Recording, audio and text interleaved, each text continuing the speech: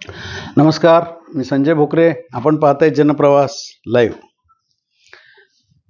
मंत्रिमंडळ विस्तार झालाय. महायुतीचा मंत्रिमंडळ विस्तार होऊन 39 मंत्र्यांनी शपथही घेतली आहे. आता नाराजी नाट्य, मला शपथ मिळाली नाही, मला बोलवलं नाही, मला मंत्रिपद दिलं नाही. आता ह्या चर्चा सुरू राहणार. 8 दिवस चर्चा होतील आणि परत त्याला सुद्धा विराम मिळेल. कारण अजितदादांनी स्पष्ट केले, अडीच वर्ष त्यांनी स्पष्ट केल्यानंतर महायुतीने सुद्धा बऱ्यापैकी दुजोराच दिलाय, त्याला म्हणायला काही हरकत नाही. पण आज विषय आहे गोपीचंद पडळकर. गोपीचंद पडळकर म्हणजे धनगर समाजामध्ये एक संतापाची लाट उसळली आहे का? गोपीचंद पडळकर हे मंत्री होणार होणार होणार होणार अशीच चर्चा होती आणि हे खरं होतं. कारण त्यांच्या कामाची पद्धत, आज धनगर समाजाला एकत्रित करणं, भारतीय जनता पक्षाला ताकद देणं, विधान परिषदेवर सुद्धा भारतीय जनता पक्षानं त्यांना संधी देणं, हे सगळं बघितल्यानंतर आता जतला ते चांगल्या मताधिक्यानं सुद्धा निवडून आले आणि देवेंद्र फडणवीस यांचे ते अतिशय लाडके. आणि त्यांच्यासाठी प्रचाराचा शुभारंभ सुद्धा जतमधनं, सांगली जिल्ह्यातनं देवेंद्र फडणवीस यांनी केल्यामुळं आणि त्यांची ती जवळीक बघितल्यानंतर एक युवा नेता, आता युवा चेहऱ्यानं संधी देणार, युवा चेहरे आणणार, साहजिकच गोपीचंद पडळकर हे नाव चर्चेत होतं. आणि अचानक ऐन वेळेला गोपीचंद पडळकर यांचं नाव आलं नाही. त्यामुळं धनगर समाज संतप्त आहे, नाराज आहे. ओबीसी समाज एकंदर बघितलं तर गोपीचंद पडळकर हे लोकप्रिय आहेत. विषय आता कुठला राजकीय आला त्याच्यामध्ये? त्यांनी शरद पवारांच्यावर जे टीकास्त्र, ते काय आता नवीन आहे का? आधीपासूनच आहे.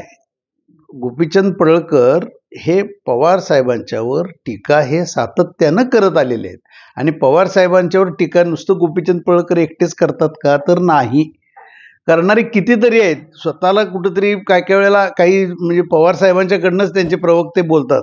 पवार साहेब कधीच असलेलं उत्तर देत नाहीत, परंतु तेच म्हणतात की कुणाला तरी मोठं व्हायचं असलं की पवार साहेबांच्यावर टीका करायची. सुप्रियाताईंनीच 1-2-3दा तसे स्टेटमेंट केलेले आपण बघितलेले आहेत. पण गोपीचंद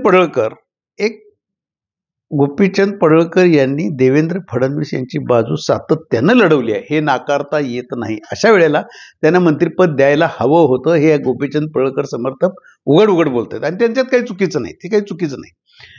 परंतु पवार साहेबांच्या वर जी परवा अलीकडच्या काळात जी टीका केली आणि पवार साहेबांचा जो वाढदिवसाचा तो सोहळा बघितला आणि ते बघितल्यानंतर परत अजितदादा आणि पवार साहेब एकत्र येणार, दिल्लीतही फिल्डिंग लागणार, दिल्लीतही अमित शहा आणि पंतप्रधान नरेंद्र मोदी साहेबांनी सुद्धा त्यांचं अमिष्ट चिंतन केलं. कारण केंद्रातल्या ज्या राजकारणामध्ये आज भारतीय जनता पक्षाला बहुमत नाही, अशा वेळेला पवार साहेबांचे 8 खासदार आहेत आणि त्यांची ताकद आपल्याला मिळावी. साहजिकच कुठंतरी राजकीय गणित ही दिल्लीत केंद्रातनं बांधल्यानंतर पवार साहेबांच्या काही जवळच्या खासदारांनी म्हणा किंवा आणि कुणी म्हणा, राजकीय नेत्यांनी म्हणा, सांगितलं असेल की अशी टीका होते आमच्यावर भारतीय जनता पक्षातनं. गोपीचंद पडळकर यांनी टीका केली म्हणजे कुणी केली? देवेंद्र फडणवीस यांनीच केली, भारतीय जनता पक्षाच्या ज्येष्ठ नेत्यांनीच केली. असं होऊ शकतं. मग आपलं एकत्रीकरण कसं होईल? आपण कसं एकत्र येणार? आणि परत त्यांना तुम्ही अशा लोकांना मंत्री करणार आणि मंत्रिपद देत असाल तर मग ही आपली समीकरणं जुळणार कशी? अशा चर्चा चालू झाल्या. आणि ह्या चर्चेतनं परत मग गोपीचंद पडळकर यांना थोडं थांबा, अशा पद्धतीचे राजकारण घडलं.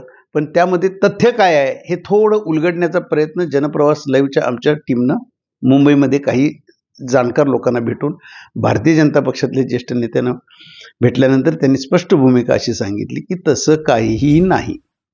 पवार साहेबांचं राजकारण वरती भारतीय जनता पक्षातल्या ज्येष्ठ नेत्यांचं राजकारण आम्हाला इथं माहीत नाही.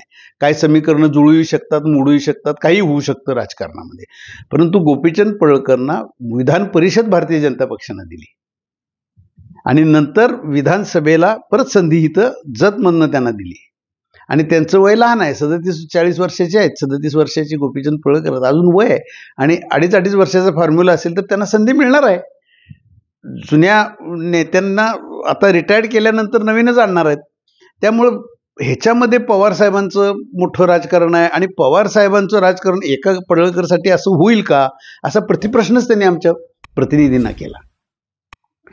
त्यामुळं पडळकर हे मंत्री होणार, त्यांना संधी मिळणार, ते आक्रमक आहेत.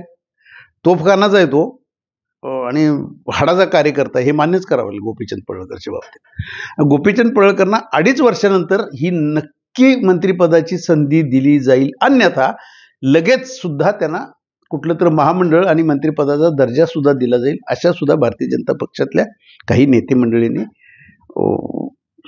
संदेश म्हणजे त्यांच्यातल्या नेत्यांनी सांगितलं की हे असे बदल होऊ शकतात. महामंडळ वाटप आहेत, ते तिघांच्या वाटणीला किती येतील, त्यातनं मंत्रिपदाचा दर्जा असणारी महामंडळ आहे, ते सुद्धा दिलं जाईल किंवा 2.5 वर्ष थांबल्यानंतर त्यांना मंत्रिपद. पवार साहेबांचं राजकारण परत त्याच्यामध्ये कुठली गोष्ट घडली की ती पवारांच्यावर जाती असं काहीही नाही, असं त्यांच्याकडनं बोलण्यात आलं, सांगण्यात आलं.